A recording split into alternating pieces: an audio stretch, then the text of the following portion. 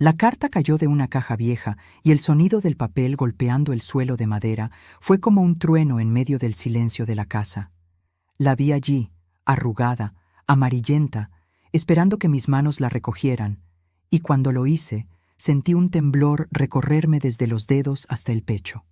En la parte delantera, con letras desvaídas, aparecía un nombre que nunca había dejado de latir en algún rincón secreto de mi memoria. Miguel. No debería haber subido al ático aquella tarde. Lo había evitado durante años, porque sabía que entre esas cajas se escondían más que objetos. Estaban guardados mis recuerdos, mis renuncias y las piezas olvidadas de una juventud que la vida me obligó a enterrar demasiado pronto. El ático olía a polvo, madera y tiempo detenido. El viento se filtraba por las rendijas del techo y hacía crujir las vigas como si también ellas recordaran. Abrí la carta con manos inseguras, como quien teme abrir una herida cicatrizada. Dentro, las primeras líneas brillaban con la intensidad de lo irrecuperable. Elena, si estás leyendo esto, es porque finalmente hice lo correcto. Te esperé en la calle de las Flores y me juré a mí mismo que nunca más huiría de nuestro amor. El corazón me golpeó en la garganta con una fuerza que no sentía desde hacía años. Mi esposo Javier había muerto hacía ya 2 inviernos, dejando tras de sí un vacío que yo llenaba con rutinas, silencio y fotografías. Pero esa carta no tenía nada que ver con él. No pertenecía a mi vida matrimonial, sino a otra que había quedado inconclusa. La vida donde Miguel existía, donde nuestros pasos se encontraban bajo las sombras de los edificios altos, donde una simple promesa en la plaza tenía el peso de la eternidad. La fecha estaba clara, 14 de septiembre, muchos años antes de mi boda.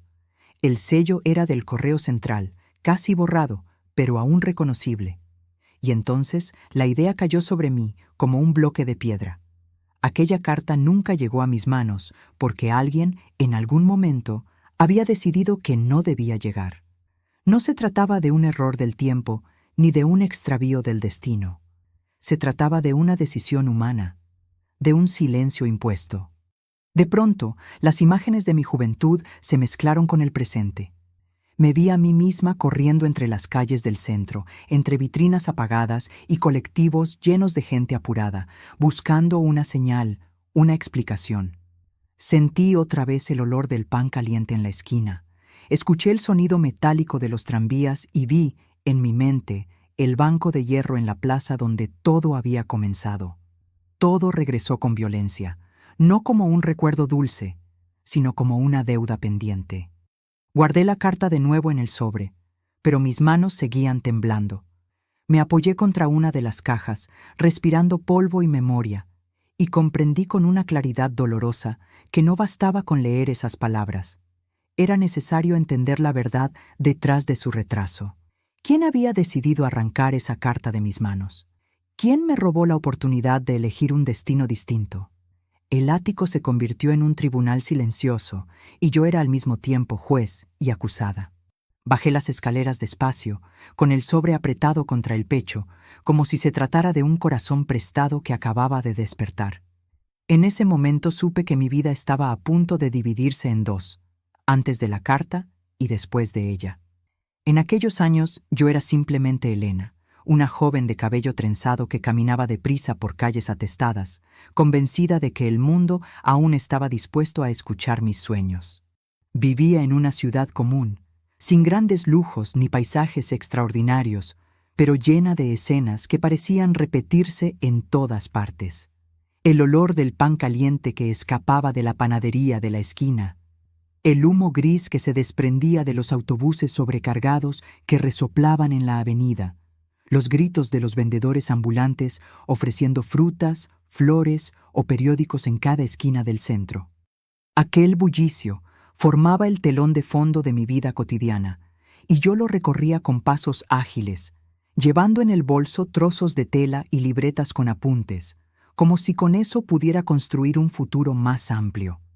Mi trabajo en la tienda de telas, ubicada en una de las esquinas de la plaza de la estación, me permitía observar ese ir y venir de la gente que siempre tenía prisa. Las vitrinas mostraban rollos de seda, lino y algodón que yo acomodaba con cuidado, mientras escuchaba los pasos de los transeúntes rebotando contra las baldosas gastadas de la plaza. Allí, en medio de la rutina de medir metros de tela, cortar retazos y dar cambio, empezó a colarse un resplandor inesperado, la presencia de Miguel. Él era un joven de mirada clara, siempre con una guitarra a la espalda o apoyada contra un banco. Lo veía cada domingo, sentado en el coreto del parque, dejando que las notas se elevaran sobre el ruido del tranvía y el murmullo de la multitud. No necesitaba más que rasgar las cuerdas para llamar la atención de cualquiera, pero a mí me atrapaba la serenidad con la que observaba el mundo, como si supiera que la vida era más ancha que la prisa. Nuestros caminos comenzaron a cruzarse primero con gestos pequeños. Recuerdo una tarde de lluvia en que el agua caía sesgada y los paraguas chocaban unos con otros en la acera. Yo caminaba sin protección, y él apareció con el suyo extendiéndolo hacia mí. Me vi caminando a su lado, compartiendo aquel refugio improvisado mientras las gotas repiqueteaban sobre la tela. Desde entonces, algo se abrió en mi interior, como si el destino hubiera decidido señalar un nuevo rumbo con un simple gesto cotidiano. A partir de ahí, nuestros encuentros se volvieron frecuentes y cargados de un significado que, aunque silencioso, era evidente para mí. La calle de las Flores se transformó en nuestro lugar secreto, ese corredor de edificios altos y balcones oxidados, donde el ruido de la ciudad parecía suspenderse para darnos un respiro. Allí caminábamos sin prisa, hablando de lo que queríamos ser. Miguel me confiaba su sueño de grabar un disco algún día, cuando la vida lo permitiera. Yo le contaba que escribía cartas sin destinatario, guardadas en cuadernos viejos, porque me parecía que las palabras debían vivir aunque nadie las leyera. Éramos jóvenes, ingenuos y obstinados en creer que bastaba con soñar para que el mundo se ajustara a nosotros. Recuerdo con nitidez la última semana antes de que todo cambiara. Él me colocó en la muñeca una pulsera de cuentas de madera, diciéndome con sus ojos que aquel objeto debía recordarme su presencia aún en la distancia. Yo, por mi parte, escondí una fotografía suya en mi cartera, convencida de que me acompañaría en cada paso. Prometimos vernos el 14 de septiembre en la calle de las Flores, como si ese día tuviera un poder secreto para sellar nuestras promesas. Pero el destino, que tantas veces parece jugar con nosotros, me obligó a volver a casa antes de la fecha. Mi madre enfermó y mi padre, desbordado por las deudas, me necesitaba. Me ausenté un solo día, convencida de que nada podría romper lo que habíamos tejido. Cuando regresé a la calle acordada, no estaba él. Solo hallé un papel mal pegado a un poste, casi borrado por la lluvia, donde decía que volvería cuando pudiera y que no dejara morir lo que habíamos empezado. Lo leí con lágrimas contenidas y me prometí esperar. Lo que no entendí en ese momento fue que la vida rara vez espera con nosotros. Los días se hicieron semanas, las semanas se hicieron meses, y el silencio se convirtió en mi única respuesta. Miguel desapareció en esa niebla de incertidumbre, y yo, con el corazón lleno de cartas nunca enviadas, seguí caminando entre vitrinas y tranvías, sin saber que ese amor quedaría atrapado como una semilla enterrada en tierra seca. Después de aquel papel deshecho por la lluvia, el silencio se instaló como un huésped incómodo en mis días. Yo seguí esperándolo, primero con impaciencia, luego con la obstinación de quien se aferra a una promesa invisible. Pasaba por la calle de las Flores cada semana, miraba los balcones con ropa tendida, los escaparates con flores de plástico que se empolvaban al sol, y buscaba entre las sombras una silueta que no regresaba. El coreto de la plaza de la estación me parecía un escenario vacío. Los bancos de hierro, testigos mudos de algo que había quedado interrumpido. Guardé la pulsera de cuentas en una caja y la fotografía en un cuaderno, como quien conserva semillas en invierno esperando la primavera. Pero la primavera no llegó. El tiempo, que nunca deja de empujar, empezó a trazar otra ruta para mí. Mi padre perdió el trabajo y la casa necesitaba reparaciones urgentes. La enfermedad de mi madre absorbía las pocas fuerzas que quedaban. Y yo, desde la tienda de telas, intentaba sostener el hogar con un salario que apenas alcanzaba. Fue entonces cuando Javier apareció en mi vida con la constancia de la rutina. Era un hombre correcto, trabajador, con los pies plantados en el suelo y la mirada fija en el deber. No traía guitarras ni promesas de canciones, sino herramientas, cuentas ordenadas y la oferta de un futuro estable.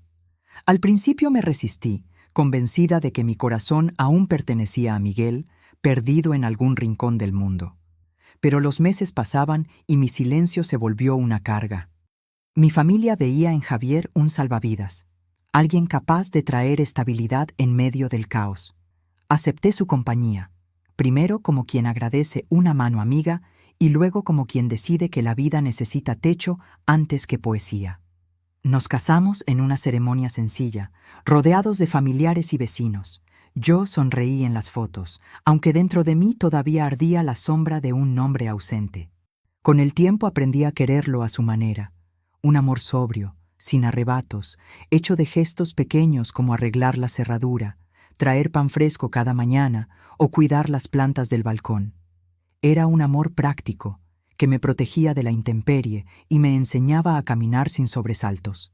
La vida con Javier se convirtió en una secuencia de días ordenados, desayunos en la mesa, idas al mercado, cuentas pagadas a tiempo, visitas ocasionales a la plaza para ver a los nietos de otros jugar.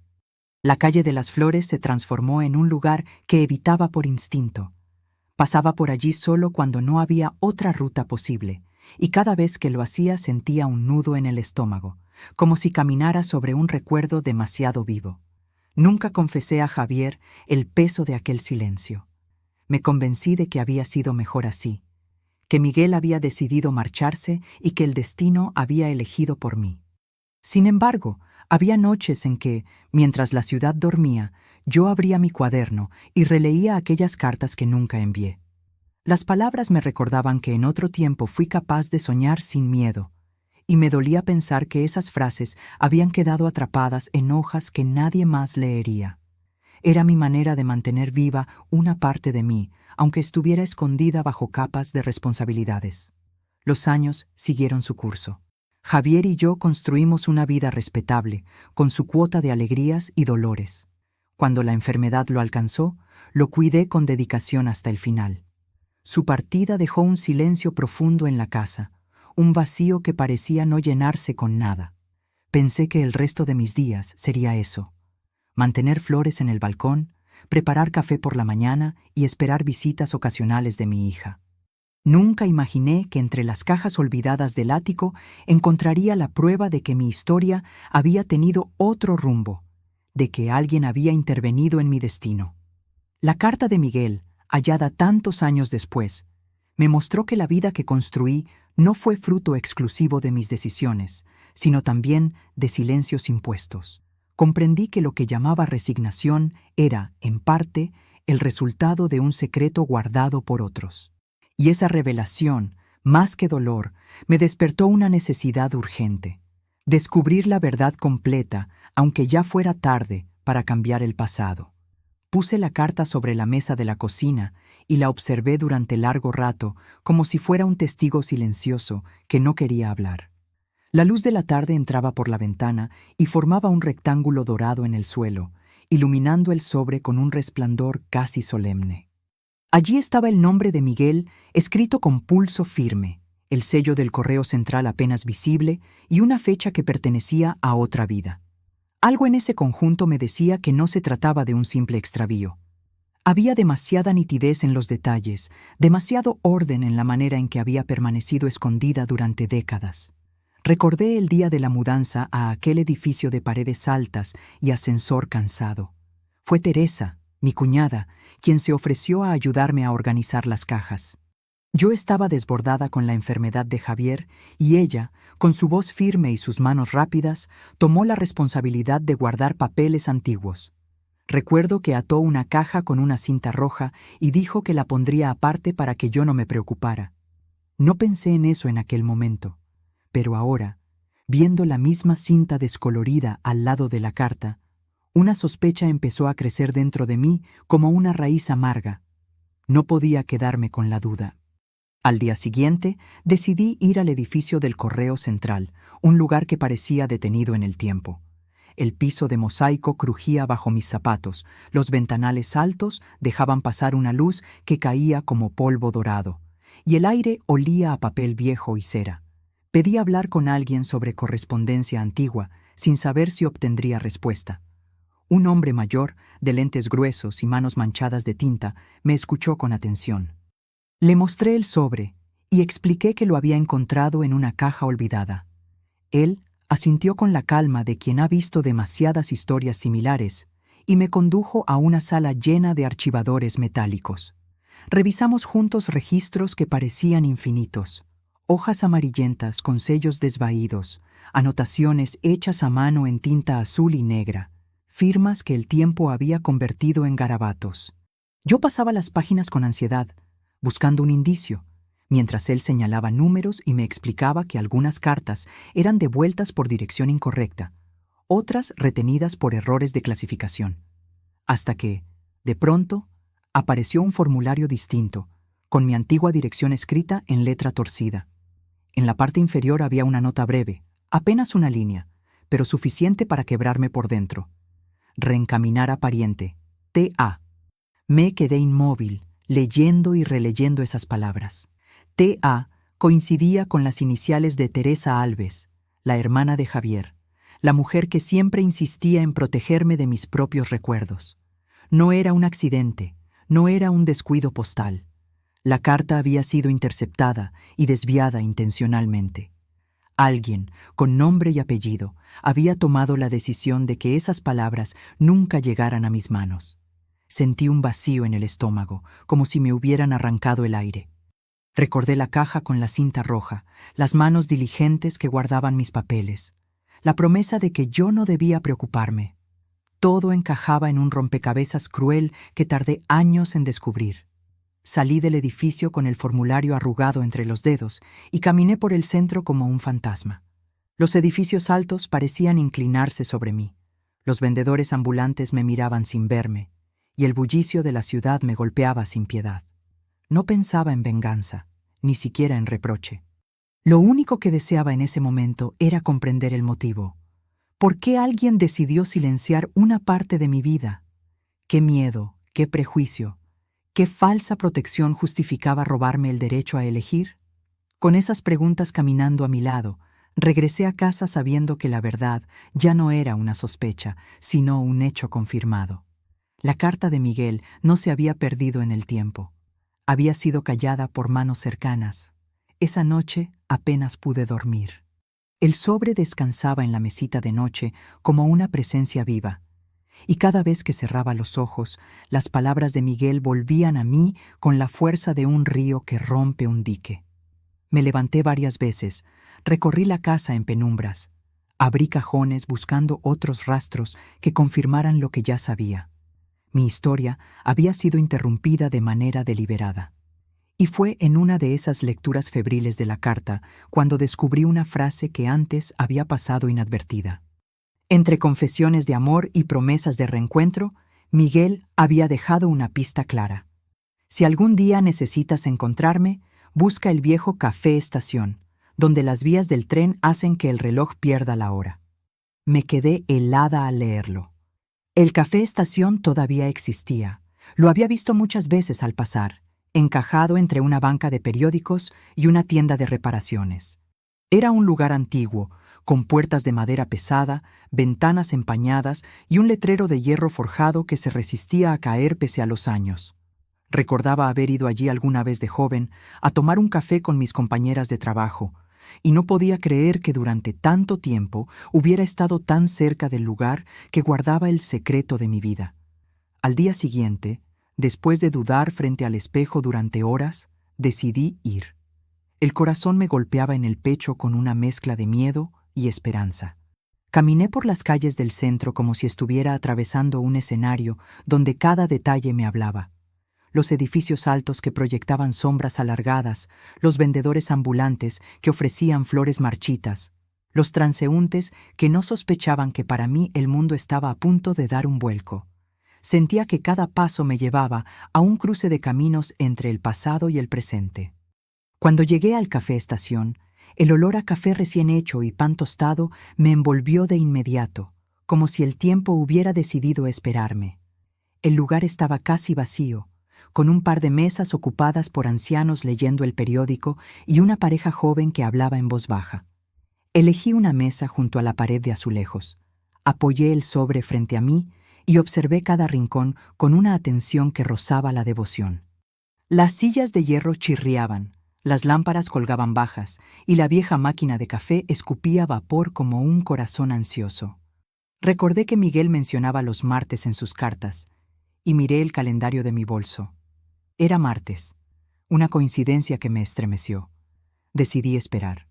El reloj del café parecía avanzar con lentitud, y cada vez que la puerta se abría, mi cuerpo entero se tensaba. Pensaba en cómo sería verlo después de tantos años, en qué palabras usaría, en si la vida le habría permitido mantener la misma luz en los ojos. Me preguntaba también si me reconocería, si vería en mí a la joven que compartió con él un paraguas en la lluvia, o si solo encontraría a una mujer marcada por el tiempo y las pérdidas. Mientras esperaba, mi mente se llenaba de recuerdos. Los domingos en el coreto, las caminatas por la calle de las Flores, la promesa escrita en un papel deshecho por la lluvia. Todo volvía con la claridad de una película proyectada en mi memoria. Y, sin darme cuenta, mis ojos se humedecieron. No lloraba de tristeza, sino de anticipación, de esa mezcla de miedo y esperanza que solo se siente cuando la vida te ofrece la posibilidad de recuperar lo irrecuperable. Entonces lo escuché. 3 acordes suaves, inconfundibles, surgieron desde el fondo del café. No necesité mirar para saber que era él. La música atravesó el aire y me alcanzó como un reconocimiento secreto. Cerré los ojos un instante y dejé que esas notas me envolvieran. Cuando los abrí, vi una silueta familiar junto a la pared de azulejos. Era Miguel, más viejo, con cabellos grises y rostro marcado, pero con la misma presencia serena de siempre. Sentí que el suelo desaparecía bajo mis pies. Él levantó la vista, recorrió el lugar, y cuando sus ojos se encontraron con los míos, todo el ruido del café se apagó. Me vio, y aunque sus labios apenas se movieron, comprendí lo que dijo, que había esperado toda una vida para ese momento. El instante en que nuestros ojos se encontraron fue como si el tiempo hubiera decidido doblarse sobre sí mismo. En medio del murmullo de tazas, el sonido del vapor y el roce de periódicos, todo se silenció para dejar espacio a esa mirada. Vi en Miguel al hombre que había conocido de joven, transformado por los años pero intacto en lo esencial. Sus cabellos ahora grises caían en mechones rebeldes. Las arrugas le dibujaban un mapa de vida, y aún así, en el brillo de sus ojos, reconocí la misma ternura serena que me había atrapado en aquellas tardes en la calle de las Flores. Él me vio y dijo, con el gesto contenido de los labios, que había esperado demasiado para ese momento y que la vida, por fin, había decidido concedérnoslo. Me quedé inmóvil, sosteniendo el sobre entre las manos como un ancla. El corazón latía con una mezcla de incredulidad y alivio, como si quisiera recuperar de golpe todas las horas que nos habían sido robadas. Caminé hacia él con pasos inseguros, sintiendo que cada metro recorrido era un viaje entre 2 épocas distintas, la muchacha que fui y la mujer que ahora se acercaba a él. Cuando me detuve frente a su mesa, coloqué la carta entre nosotros. Era la prueba de lo que había quedado suspendido en el aire durante tanto tiempo. Él la miró con atención y con una sonrisa triste reconoció de inmediato aquellas palabras que había escrito décadas atrás, convencido de que algún día llegarían a mis manos. El silencio que siguió no fue incómodo, sino necesario. Ambos comprendimos que las explicaciones estaban contenidas en los pliegues de esa carta y en las arrugas de nuestros rostros. Aún así, cada uno decidió ofrecer su versión de los hechos, no como reproche, sino como acto de justicia. Él me contó que había esperado en la calle de las Flores mucho más de lo que yo imaginaba, que había regresado una y otra vez confiando en que mi ausencia era temporal. Cuando los días se convirtieron en semanas y las semanas en meses, empezó a recibir rumores confusos de que yo había elegido otro camino, que me había casado, que había decidido olvidar. Para él, la falta de respuesta se volvió una confirmación dolorosa. No se enteró de que sus cartas fueron interceptadas, ni de que yo nunca recibí palabra alguna. Por mi parte, le relaté cómo la enfermedad de mi madre, la caída de mi padre en la desesperación económica y la presión de la familia me habían empujado a aceptar la estabilidad de Javier. Le confesé que había esperado, que cada vez que cruzaba la calle de las Flores buscaba su sombra, y que el silencio me había obligado a resignarme. Le dije también que guardé recuerdos suyos como tesoros ocultos, que jamás renuncié del todo a su memoria, aunque la vida me empujara en otra dirección. No hubo lágrimas desbordadas ni gestos teatrales. Hubo una calma pesada, como la que precede a la lluvia. Él me vio y dijo que nunca dejó de pensar en lo que habría pasado si las cartas hubieran llegado, y yo supe que esa frase no era una queja, sino una aceptación serena de la injusticia del destino. Lo que compartimos en esa mesa no fue el lamento de lo perdido, sino la constatación de que, pese a todo, aún quedaba un presente posible. Cuando salimos del café, la ciudad seguía su curso habitual. Los edificios altos lanzaban sus sombras sobre la calle. Los transeúntes corrían apurados y el aire olía a pan recién horneado en la esquina. Caminamos juntos por la calle de las Flores, como si repitiéramos un ritual antiguo. Nos detuvimos en el banco del Coreto, ese mismo que había sido testigo de nuestras primeras confidencias. Nos sentamos lado a lado, sin prometer eternidades ni pedir explicaciones adicionales. Entendimos que, a nuestra edad, el amor ya no se mide en promesas grandilocuentes, sino en la calma de compartir un silencio cómodo y en la gratitud de haber recuperado, aunque tarde, la verdad. Volví a casa con el sobre apretado contra el pecho, como si se tratara de un corazón prestado que aún no aprendía a latir en mis manos. El encuentro en el café estación me había devuelto un pedazo de vida que creía enterrado, pero al mismo tiempo me había abierto una herida que llevaba demasiado tiempo cerrada a la fuerza. La certeza de que las cartas habían sido interceptadas, desviadas de su camino legítimo, no me abandonaba. El registro hallado en el correo central, con aquellas iniciales inconfundibles, me perseguía como una sombra. Ahora sabía quién había decidido por mí, quién había colocado un candado en mi destino creyendo que estaba protegiéndome. Y, sin embargo, lejos de sentir rabia desbordada, lo que me inundaba era una mezcla de tristeza y necesidad de comprender. Me senté en la cocina, la misma donde tantas veces doblé sábanas, preparé café y escuché el tic-tac del reloj sin sobresaltos, y comencé a repasar mi vida como si extendiera fotografías sobre la mesa. Vi la muchacha de trenzas que escribía cartas a nadie, vi a la joven que corría a la plaza de la estación para escuchar canciones bajo el coreto. Vi a la mujer que aceptó el pan seguro de Javier porque la familia necesitaba sostén. Vi también a la viuda que cuidó con dignidad hasta el último suspiro de su esposo y que luego aprendió a regar plantas en balcones sombríos para no olvidar que la vida seguía creciendo. Cada imagen se unía a la siguiente y todas estaban atravesadas por un hilo invisible. La ausencia de Miguel, esa presencia que había sido callada por otros. Comprendí entonces que parte de la culpa no era ajena. Yo misma había aceptado silencios como una forma de paz. Yo también había escondido cartas en cajones. Yo también había preferido no hacer preguntas que podían alterar la rutina. Teresa había tomado la decisión de interceptar la correspondencia, pero yo, en mi resignación, había permitido que la historia se acomodara en un rincón oscuro. Asumirlo fue doloroso, pero también liberador, porque me devolvía la capacidad de actuar. No era una víctima pasiva del destino.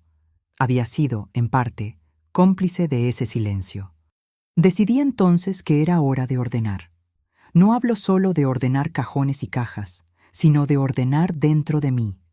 Comencé a clasificar los recuerdos, a escribir en un cuaderno las piezas de mi historia tal como realmente sucedieron, sin las versiones que otros habían querido imponer. Escribí sobre la promesa de la juventud, sobre la lluvia compartida bajo un paraguas, sobre la ausencia que me obligó a tomar otro camino, sobre el matrimonio sobrio con Javier, sobre la viudez silenciosa y, finalmente, sobre la carta que había llegado tarde pero a tiempo para despertar lo dormido. Al escribir, sentí que cada palabra colocaba un ladrillo en un muro de verdad que necesitaba construirse para que yo pudiera apoyarme. En los días siguientes volví al café estación, no con la ansiedad del reencuentro inicial, sino con la calma de quien reconoce que ha encontrado un lugar donde la memoria y el presente pueden convivir sin pelearse. Miguel también regresaba los martes, como un ritual que el destino había decidido respetar. Nos sentábamos en mesas distintas al principio, dejando que las miradas dijeran lo que las palabras no podían. Poco a poco, nos permitimos compartir gestos pequeños: una taza servida, un cuaderno abierto, una canción murmurada. Él me veía en esas tardes y decía, con su manera serena de expresarse, que la música le había enseñado a perdonar los calendarios. Yo lo escuchaba y pensaba que mi tarea era aprender a reconciliar lo que fui con lo que soy. Preparé finalmente una carpeta con documentos, fotografías y aquella carta en un sobre nuevo, blanco, limpio. No era un altar ni un relicario. Era un archivo personal, un recordatorio de que la verdad merece un lugar visible. Lo guardé en el armario, en un sitio fácil de encontrar, como una manera de decirme a mí misma que nunca más permitiría que mi historia quedara escondida en un rincón oscuro. Esa fue mi primera reparación: devolverme la verdad a mis propias manos. La verdad, cuando se conoce, exige ser nombrada. No bastaba con escribir en mi cuaderno ni con guardar la carta en un sobre blanco. Había alguien a quien mirar a los ojos, alguien que durante años cargó en silencio la decisión de apartar mis pasos de un destino que no le pertenecía. No podía seguir posponiéndolo. Debía hablar con Teresa. Elegí un día neutro, sin aniversarios ni recuerdos marcados. Preparé la casa como si esperara una visita cualquiera: mesa limpia, tazas listas, una jarra de té recién hecho. Pero dentro de mí, cada detalle tenía un peso distinto. Sobre la mesa coloqué el registro del correo central, con aquella nota de reencaminar a pariente T.A., y al lado la carta de Miguel. No quería discutir, no quería gritar, solo quería mostrar los hechos y escuchar lo que ella tenía que decir. Cuando Teresa llegó, con su paso firme y su mirada siempre práctica, sentí que el aire se tensaba. Nos saludamos con cortesía, como tantas veces, pero en el fondo sabíamos que ese encuentro no era uno más. Le ofrecí asiento y serví té, intentando dar un tono de normalidad a un momento que no la tenía. Durante unos minutos hablamos de cosas triviales: el clima, los precios del mercado, la salud de vecinos conocidos. Y luego, con un gesto pausado, deslicé los papeles hacia ella. Su rostro cambió al verlos. Las arrugas de su frente se acentuaron y sus labios temblaron apenas. No necesitaba explicaciones largas. Sabía perfectamente lo que tenía frente a sí. Yo, con voz firme pero tranquila, le dije que había encontrado esa carta y el registro que demostraba que fue desviada hacia sus manos. Le pedí que me explicara por qué tomó esa decisión. No era un interrogatorio, era una búsqueda de claridad. Ella bajó la mirada y durante un instante pareció más frágil que nunca. Confesó, con palabras entrecortadas, que en aquella época temía que yo destruyera la estabilidad que tanto nos costó construir. Dijo que Javier me ofrecía una vida sólida, que la familia necesitaba paz, que el recuerdo de un amor juvenil podía, a sus ojos, poner en riesgo todo lo que se había logrado. Pensó que estaba protegiéndome, que me libraba de sufrimientos innecesarios. Reconoció que se excedió, que tomó una decisión que no le correspondía. Escucharla me dolió, pero no me sorprendió. Siempre había tenido esa costumbre de decidir por otros, convencida de que lo hacía por su bien. La miré con serenidad y le dije que entendía sus temores, pero que nadie tiene derecho a amputar la vida de otro en nombre de la protección. Le recordé que yo merecía haber recibido esas palabras, que aunque hubiera elegido el mismo camino con Javier, debía haberlo hecho con plena conciencia, no con una verdad escondida. Ella asintió con ojos húmedos, incapaz de sostener mi mirada por mucho tiempo. No hubo abrazos dramáticos ni reconciliaciones teatrales. Hubo un silencio denso, un reconocimiento sobrio de la herida. Yo le pedí, sin solemnidad, que nunca más decidiera por mí lo que el tiempo debía entregarme en mis propias manos. Y en ese instante, más que culpable, la vi como lo que era, una mujer atrapada en sus propios miedos, alguien que creyó que el control era la mejor forma de amor. Cuando se levantó para irse, la acompañé hasta la puerta. No sentí odio, ni siquiera resentimiento. Sentí la calma de haber devuelto cada cosa a su nombre. Cerré la puerta con suavidad y abrí el balcón para que entrara aire fresco. El viento movió las flores del alféizar, esas mismas que tantas veces resistieron a la sombra, y pensé que quizás la vida se parecía a ellas. A pesar de la oscuridad, encuentran la manera de florecer. Esa noche dormí distinta, no con euforia ni con tristeza, sino con la paz justa de quien ha dicho lo necesario y ha puesto cada pieza en su sitio. La reparación no había sido un estallido, sino un acto sobrio, como doblar una sábana y guardarla en el cajón correcto. Y esa sobriedad era, al fin, suficiente. Las semanas posteriores a la conversación con Teresa fueron diferentes, no porque todo hubiera cambiado de manera drástica, sino porque dentro de mí se había abierto un espacio nuevo, un respiro donde antes solo había silencios pesados. La carta ya no estaba escondida en una caja olvidada, ni el recuerdo de Miguel era solo un fantasma del pasado. Todo había tomado nombre, lugar y tiempo. Era como si mi historia, que antes se presentaba fragmentada, finalmente hubiera encontrado un hilo que la uniera. Comencé a salir más. Al principio, mis pasos eran inseguros, como si aún no creyera que tenía derecho a caminar por la ciudad con una nueva mirada. La plaza de la estación, que durante años había evitado, volvió a ser parte de mis recorridos. Me detenía frente al coreto y, en lugar de sentir el nudo de antaño, ahora lo observaba con calma, reconociéndolo como un testigo de lo vivido, no como una herida abierta. La calle de las Flores, tantas veces bordeada por miedo a lo que evocaba, se convirtió en mi ruta favorita. Caminaba despacio, dejándome impregnar por los sonidos del centro. El bullicio de los vendedores ambulantes, el murmullo de los transeúntes, los claxones impacientes.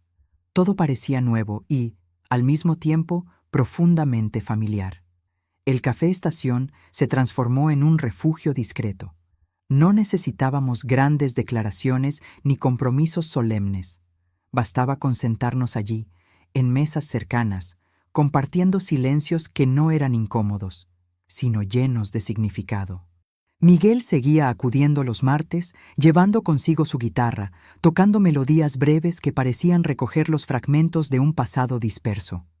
Yo lo escuchaba con atención, y aunque nuestras miradas se cruzaban, sabíamos que el amor que renacía en nosotros no era el mismo de la juventud.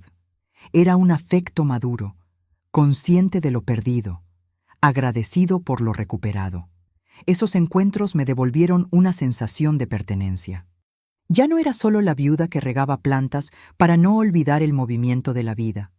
Volví a escribir cartas, pero esta vez no eran dirigidas a un vacío, sino a mí misma, como ejercicios de memoria y gratitud. En una de ellas anoté algo que me salió del alma. El tiempo no devuelve lo robado, pero a veces abre ventanas por donde entra un aire nuevo. Esa frase se convirtió en mi consigna diaria. Con Miguel no trazamos planes grandilocuentes. No hablamos de rehacer vidas enteras ni de recuperar lo que ya no podía ser. Nos limitamos a habitar el presente con dignidad. A veces caminábamos juntos por el centro, deteniéndonos frente a librerías de segunda mano, mirando escaparates de flores o escuchando a músicos callejeros. En otras ocasiones, simplemente compartíamos un café y dejábamos que el tiempo se deslizara sin prisa. Él me veía y decía, con una serenidad que se leía en sus labios, que la música le había enseñado a esperar sin resentimiento. Yo lo miraba y comprendía que mi tarea era aprender a vivir sin culpas. Poco a poco, mi casa también cambió. Ya no era un espacio dominado por el silencio de la ausencia. Coloqué flores frescas en la cocina, abrí cortinas que antes mantenía corridas, dejé que la luz entrara hasta los rincones. El sobre blanco con la carta quedó en un lugar visible, no como recordatorio de dolor, sino como símbolo de verdad. Cada vez que lo veía, Me repetía que mi vida ya no estaba fragmentada entre lo que fue y lo que pudo haber sido. Estaba entera, con todas sus piezas, incluidas las que habían sido calladas. En una tarde clara de otoño, caminamos juntos hacia la plaza de la estación y nos sentamos en el mismo banco de hierro de antaño. El sol descendía lentamente, pintando los edificios altos con tonos dorados. Miguel me miró en silencio y yo sentí que no era necesario decir nada. Lo importante era estar allí, en ese presente que ya no era prestado ni escondido, sino plenamente nuestro. Por primera vez en muchos años sentí que el futuro, aunque incierto, podía ser habitado con esperanza. Sentí que para cerrar el círculo no bastaba con reencontrar a Miguel ni con aclarar la verdad con Teresa. Había algo más profundo que debía hacer: dejar en orden mi propia historia, no para otros, sino para mí misma. Subí una vez más al ático, ese lugar donde todo había comenzado, y lo encontré distinto. Ya no era un depósito de sombras y polvo, sino un espacio de memoria que podía reorganizarse con calma. Llevé conmigo una caja nueva, limpia, con compartimentos, y empecé a clasificar cada fotografía, cada carta, cada objeto que hablaba de la mujer que fui. Escribí fechas al dorso de las fotos. Anoté en pequeños papeles lo que cada recuerdo significaba. No quería que, algún día, alguien abriera esas cajas y se encontrara con enigmas sin respuesta. En el centro de todo, guardé la carta de Miguel, dentro de un sobre blanco, acompañada de una nota que escribí con pulso firme. Esta carta llegó tarde, pero a tiempo de devolverme a mí misma. Colocar esas palabras fue como cerrar un pacto con el pasado y al mismo tiempo abrir una ventana al futuro. Cuando bajé del ático con la caja organizada, sentí que mis pasos eran más ligeros. Crucé la ciudad con una serenidad nueva. Los edificios altos ya no me parecieron vigilantes severos, sino columnas que sostenían las calles.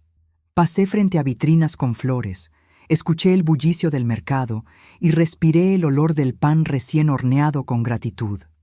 Cada detalle de la ciudad, antes cargado de nostalgia, ahora era parte de un escenario que podía habitar sin miedo. Volví a la plaza de la estación. El coreto, que había sido refugio de mis recuerdos más dulces y también de mis ausencias más dolorosas, ahora se alzaba como un símbolo de resistencia. Me senté en un banco de hierro y al poco rato, Miguel llegó con su guitarra. No hizo falta decir nada. Él me vio y dijo, con una sonrisa serena, que los relojes ese día habían decidido llegar temprano. Yo respondí con una mirada que contenía todo: agradecimiento, aceptación, calma. Nos sentamos lado a lado, mirando hacia el centro de la plaza. No hablamos de promesas eternas ni de lo que podría haber sido. A nuestra edad, comprendimos que el amor no necesita juramentos grandilocuentes. Lo que importa es la compañía silenciosa, el gesto sencillo de compartir un banco, la certeza de que alguien entiende tu historia sin necesidad de explicarla palabra por palabra. En ese silencio compartido descubrí algo que nunca había experimentado: la justicia del corazón. La justicia del corazón no tiene que ver con castigos ni con venganzas. Es más simple y más profunda. Es el momento en que cada cosa encuentra su lugar. Miguel estaba allí, no como un amor recuperado en toda su intensidad juvenil, sino como una presencia que confirmaba que lo vivido tenía sentido. Javier, en mi memoria, seguía ocupando un sitio digno, porque con él construí una vida honesta y estable. Teresa, con sus errores y miedos, quedaba en mi historia no como enemiga, sino como alguien que, aun equivocándose, me enseñó la importancia de reclamar mi propia voz. Y yo, finalmente, me reconocía entera. La joven que soñó, la mujer que resistió, la viuda que guardó silencio y la persona que al final eligió la verdad. Mientras el sol descendía y teñía la plaza de tonos dorados, comprendí que no necesitaba más. El pasado no podía rehacerse, pero podía ser honrado. El presente, aunque breve, podía ser vivido con plenitud, y el futuro, incierto como siempre, podía ser recibido con esperanza. Cerré los ojos un instante y respiré hondo, sintiendo que en mi interior se apagaban las tormentas. Llamé a esa sensación justicia del corazón. No era un grito, no era un triunfo visible, era una calma profunda, un equilibrio silencioso que me acompañaría en los días que quedaban. Supe que, aunque la vida volviera a probarme, ya no me encontraría fragmentada, porque ahora llevaba conmigo la certeza de que mi historia estaba completa.